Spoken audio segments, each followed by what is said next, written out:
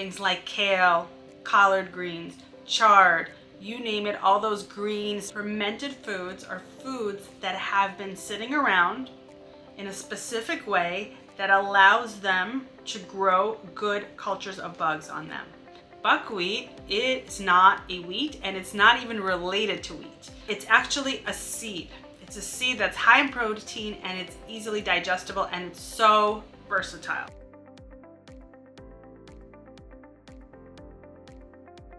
Hello everybody, and welcome back to the Good Gut Feeling podcast, where we digest modern medicine with old world wisdom. Today we're going to talk about another very practical, very useful, and important topic about food. Remember, food is medicine, and we're going to talk about the top 8 foods that you can eat to heal your gut naturally. And before we jump right in, just a quick word, this episode is for educational purposes only and doesn't take the place of medical advice from your doctor. So what are the top 8 foods from a gastroenterologist, from a gut health specialist, to heal your gut? Food, nutrition, the fuel we put in our body is one of the most important things that we can do to help heal our gut and our body. But it really matters what we eat. There's a lot of factors involved, and I'm going to talk to you today about my top 8 favorite foods. Number one is a group of foods, and there are a number of them that are really spectacular, and they have a great deal of value. And those are the leafy green vegetables. Things like kale, collard greens, chard, you name it, all those greens, especially the dark green leafy vegetables, they are really great. They help build your microbiome. They're great sources of fiber. They have chlorophyll. That is the compound that makes the leaves green. And chlorophyll is a great detox. And we know we have plenty of toxins. We have toxins from food. We have toxins from pharmaceuticals. We have toxins from beauty products, from cleaners, you name it. It's a really great detox. My favorites are kale, collard greens, and spinach, all full of vitamins A, C, and B's. And of course, fiber. Fiber is the food for our microbiome. So the bugs in our microbiome love to eat fiber. So we feed our fiber, we feed our bugs that help us stay healthy with prebiotics, which is fiber. How can you get these great foods in? Well, you can eat them in salads, you can eat them raw, you can saute them, you can bake them, and you can juice them, and you can make them into smoothies. They're so versatile. Let's say you don't like the taste of these green leafy vegetables. You can put them in a smoothie with fruit, with berries, with pineapple, with fruits that are gonna still make the smoothie taste sweet, but you just jam-packed all those great minerals and vitamins and prebiotics into your smoothie. Number 2 is another important group, fermented foods. What are fermented foods? Fermented foods are foods that have been sitting around in a specific way that allows them to grow good cultures of bugs on them. And many foods can be fermented. Pickles, if they're fermented properly, sauerkraut, kimchi, yogurt is a fermented food, sourdough bread is a fermented food. So many foods can be fermented. They have that sour taste. So for example, sourdough bread versus regular bread, sourdough has a more sour taste. That is the taste of the cultures, the bacterial cultures that are so great for our gut. But you can't go wrong with fermenting vegetables. One of my favorite things to ferment is beets, especially if someone is a little bit on the constipated side. It's so easy. You throw some beets in a jar, water and salt, and you let it sit on your counter for a week. And if you get that taste, that kind of soury, pickly taste, then your beets are done. And the liquid that the beets are in and the actual beets are really great to eat or drink. And if you eat the beets, you also get the fiber. It helps push things along. Great superfood. But you can really ferment anything. Sauerkraut is fermented cabbage. Now remember, sometimes you can go to the store and you can get sauerkraut or you can get pickles and it's actually not fermented, but it's pickled in vinegar, or it has something that gave it that taste, but it doesn't have the value. So you want to get real fermented foods because they have that great value. And the other benefit, other than those natural probiotics that you get in the fermented foods, is the prebiotics. And the prebiotics are the fiber-rich foods that the bugs like to eat. So not only are you adding the bugs, the good bugs that help us, but you're giving them fuel in the prebiotic. And the prebiotics really help grow our microbiome from the inside out. Since our microbiome is so central to our health, so central to our immune system, so central to our mental health, that adding these good cultures can really help with so many issues. Autoimmune disease, boosting the immune system. It's important you start slow. So if you've never tried these foods, as with anything, you should always start with a little bit and make sure you're okay with it. Usually the vegetables are the easiest. Dairy products and gluten products, you do have to be a little more careful with it. You make sure you select very high quality dairy or gluten products because many of the commercial gluten and dairy products are actually pretty toxic.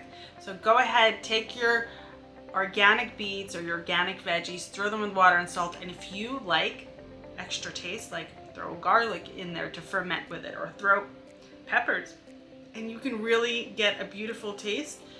Try a little bit at first. If it's good for you, keep it going. Number 3, this is one of my favorite foods, and so many people have not really heard about it or don't really know its value, especially in the United States. It's really a food that's very common in Eastern Europe, and that food is buckwheat. Buckwheat is not a wheat, and it's not even related to wheat. It's actually a seed. It's a seed that's high in protein and it's easily digestible, and it's so versatile. It's so versatile. Has so much value. It's high in fiber. It can help grow the gut bacteria, and it has a substance called polyphenol, which acts as an antioxidant and can reduce gut inflammation directly. How can you make buckwheat? Many of us have heard of buckwheat pancakes or using it as a flour, and you can do that. And it's a great flour for those who are not eating gluten for baking. However, you can eat the groats. The groats are the actual seeds or the kernels.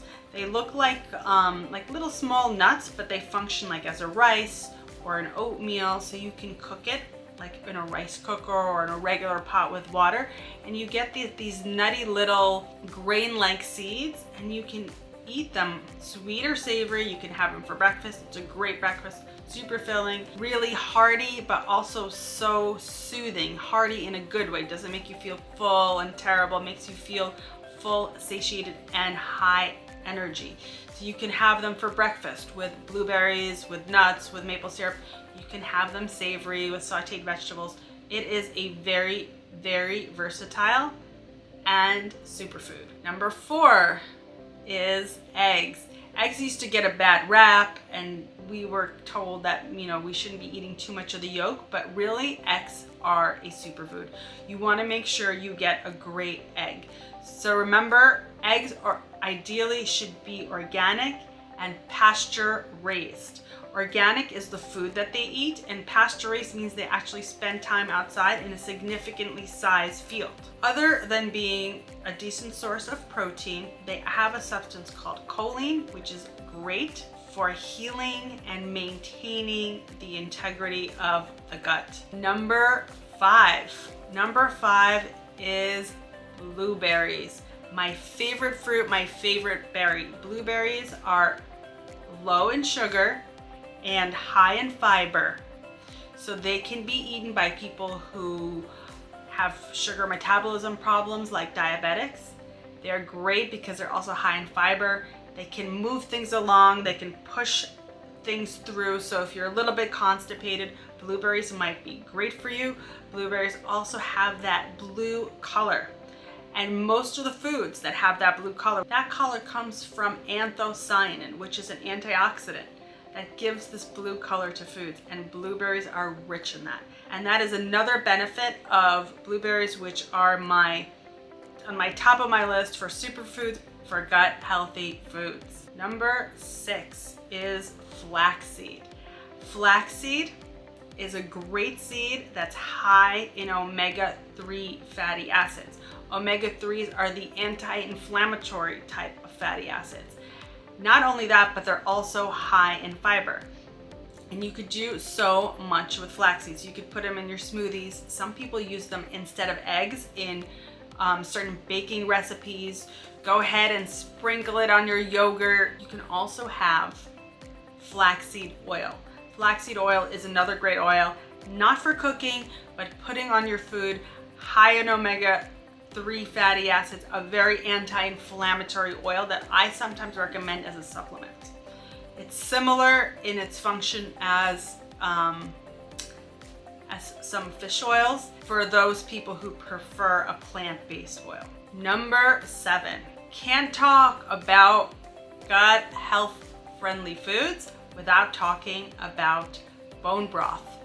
Bone broth is a spectacular food. Basically, the way that it needs to be made is that you take bones and they need to be cooked for a long time. Ideally, you should not be cooking vegetables for a long time.